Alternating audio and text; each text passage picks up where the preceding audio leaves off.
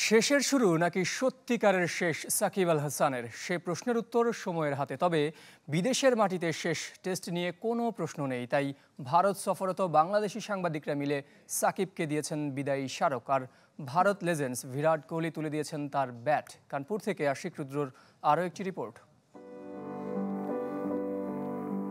নিজ দেশে পরবাসী সাকিব আল হাসান টেস্ট ক্যারিয়ারের শেষটা প্রিয় মিরপুরে করতে চেয়েছেন। তবে নিরাপত্তার নিশ্চয়তায় বাংলাদেশে ফিরতে পারবেন কিনা তা এখনও জানেন না মিস্টার অলরাউন্ডার। তবে সাকিবকে পাওয়া নিয়ে আশাবাদী head coach Chandika Hathurusingha. I haven't heard anything that to effect to say that that's the last time. I think he's playing, as far as I know, he's playing the South Africa series.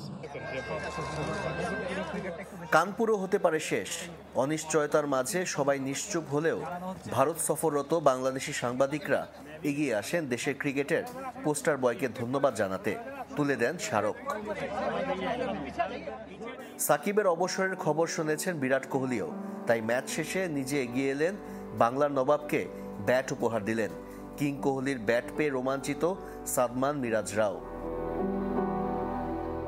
অন্তত নিজের শেষ away টেস্টকে রাঙাতে পারেননি সাকিব, করেছেন মাত্র 9 run. বল হাতে প্রথম ইনিংসে 4 wicket নিলেও দ্বিতীয়টায় উইকেট শূন্য। মঙ্গলবার রাতেই দুবাইয়ের উদ্দেশ্যে ভারত ছেড়েছেন সাকিব।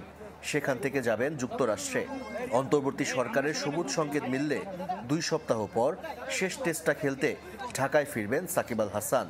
না হলে কানপুরেই শেষ 18 বছরের যাত্রা। আশিক রুদ্র, চ্যানেল 24, কানপুর, ভারত।